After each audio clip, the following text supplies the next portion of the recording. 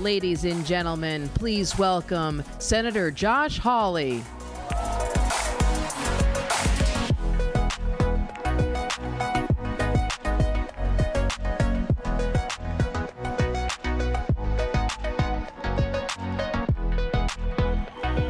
Hello, CPAC.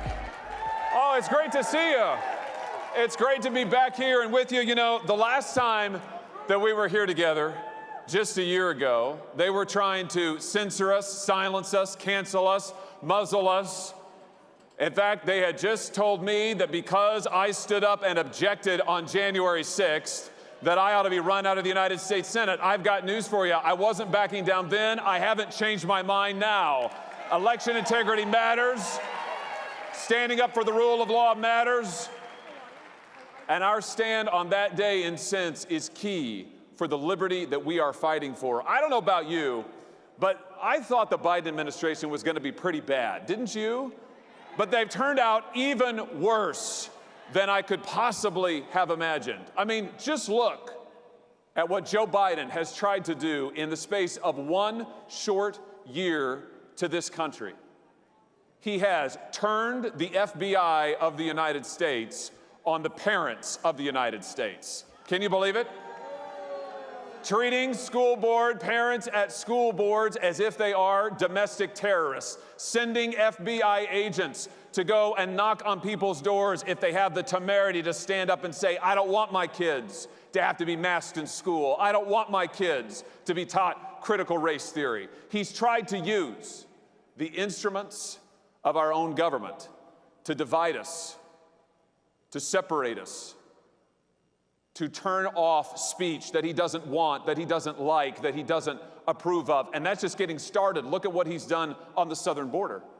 He's opened up the southern border and said to every cartel on the North American continent, come on in. The southern border, you know, sometimes we say it's chaos at the southern border. That's not quite right. Actually, somebody is in control of the southern border. The problem is it's the cartels who are in control of the southern border, not the United States, the cartels, who are running drugs across our border, who are running children across our border. Human trafficking is exploding. And I don't know about you, but in the state of Missouri, where I'm from, we like to say that we're a border state too, because the drugs that are flooding into our schools, that are flooding into our neighborhoods, that are flooding into every part of the state are coming across that southern border that Joe Biden has thrown open and has said, come on in. It's chaos on the border. It's the rule of the cartels on the border. It's a use of the FBI against parents. And then look at what he did in Afghanistan. I have never seen an American president who would leave behind hundreds, if not thousands, of American citizens to the enemy and say that the operation was an extraordinary success. Do you remember that? Afghanistan wasn't an extraordinary success. It was an extraordinary failure by Joe Biden. It was an extraordinary collapse by this administration. It was the worst foreign policy disaster since the Vietnam War.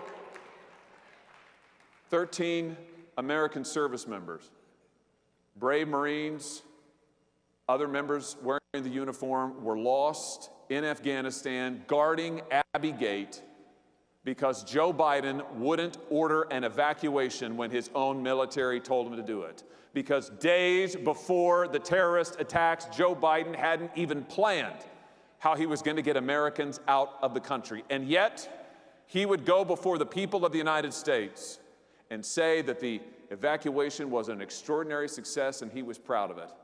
That was the day, ladies and gentlemen, that I called on Joe Biden to resign. He should have resigned then. He should resign now. He's not fit to be president. He can't lead this country.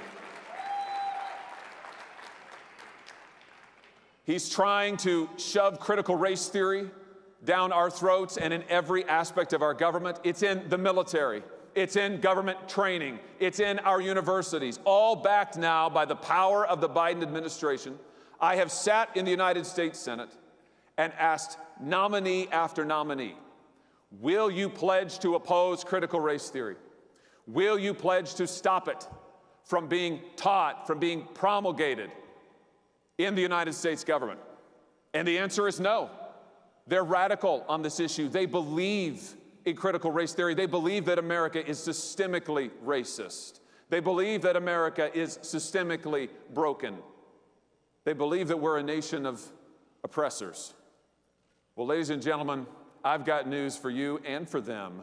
We're not a nation of oppressors. We're a nation of liberators. We're proud of our history. We're proud of our heritage, and we're going to stand up for it. And now you look at what's happening in Ukraine. You talk about weakness on the part of Joe Biden. He comes to office, and what does he do? He shuts down American energy production and greenlights Russian energy production. He greenlights Putin's pipeline, and he shuts down American pipelines. Is it any wonder that Vladimir Putin feels emboldened to do whatever the heck it is he wants to do? Is it any wonder that China feels emboldened to do whatever it is the heck that they want to do? When we have a president who doesn't believe in American strength, who doesn't believe in American energy, who doesn't believe in American jobs, and who has no sense of the priorities and challenges that are threatening this country. I've got a suggestion for Joe Biden tonight. I would just say this, Mr. President, have some confidence in the American people. Show some strength to the world. Open up American energy production full throttle. Open it up right now. Put Americans back to work. You know, I notice that rednecks and roughnecks get a lot of bad press these days, but hey, here's the true thing. Rednecks and roughnecks are the core, the backbone of the American economy. And it is time to allow the good, strong American worker to go out there and start drilling for oil, to start exploring for natural gas, to start fracking again. Let them do what we do best. Show America, show the world the strength of this nation. Put America back to work. Open up American energy. And I'll tell you this. I am not willing to wait around to see what Joe Biden does. On Monday, the United States Senate comes back into session, and on Monday, I will introduce legislation to open back up American energy production in this country 100%. Open it up. Put people back to work. Get the oil flowing, get the natural gas pumping, get the biofuels going, all of it. We are the #1 energy producing nation in the world, or we should be. Joe Biden gave that away. It's time to take it back. And if you want to send a message to Vladimir Putin, here's a message to send him.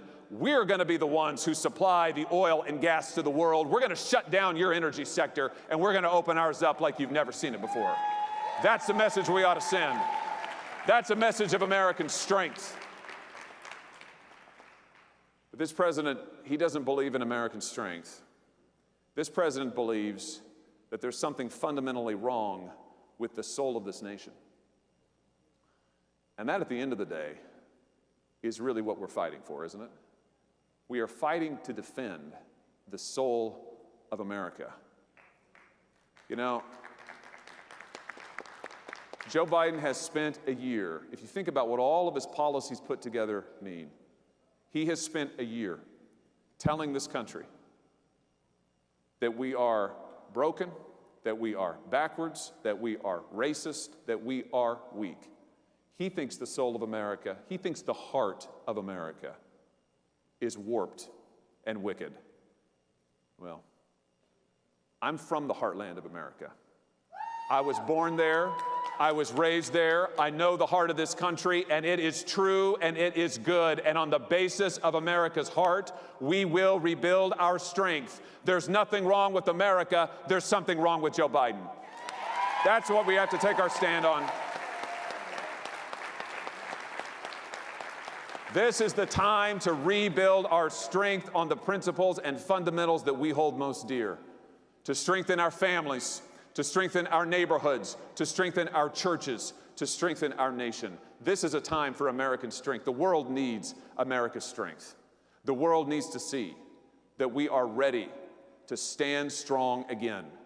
You know, Ronald Reagan used to say that in the 19th century, we built the greatest industrial economy that the world had ever seen. In the 20th century, we built the greatest technological economy the world had ever seen. And now in the 21st century, we seem to have spent most of it, thanks to our friends on the left, apologizing. And I don't know what in the world we're apologizing for. We have nothing to apologize for as Americans. We have everything to be proud of and to stand up for. So here's what I propose we do. I propose that in this critical year in 2022, when we have the opportunity to take back the United States House, to take back the United States Senate, that we stand up and say that the fight for America is about the soul of America, and we are going to take our stand on the goodness of America, and we are going to renew America's strength. We're going to open up our energy production. We're going to open up our economy. We're going to bring jobs back to this country. Why is it that we should be dependent for our energy, our critical goods, on other nations, and not just on any other nations, but on our enemies? Why is it that Joe Biden has tried to make us more dependent, has tried to make us subservient to China and Russia and Iran and OPEC? Why is it that Joe Biden now has to go to the OPEC countries and beg them to increase oil production? I say enough of that. America is the strongest nation in the history of the world, and it's time we started acting like it. This is the time.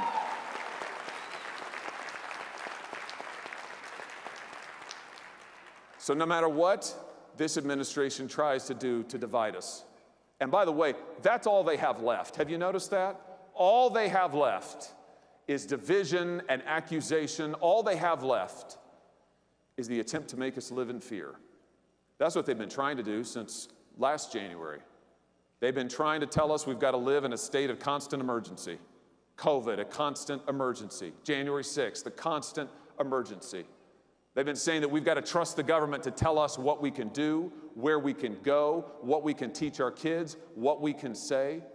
And the message is fear, fear, fear, fear. Well, I don't know about you, but I am an American. I refuse to live in fear. I refuse to be afraid. I refuse to bow down. I refuse to say the government can tell me what to do. And so here is my hope for 2022. This is going to be the year, my fellow Republicans, my fellow conservatives, this is going to be the year that we lead this nation out of fear, that we lead this nation back to strength, that we lead this nation to take a stand on the principles that we hold most dear, that we say there's nothing wrong with America, that America is the hope of the world, it's the future of the world, and it is still, even now, the last best hope on earth. God bless you. Thank you so much for having me. And God bless CPAC. Thank you so much. Thank you.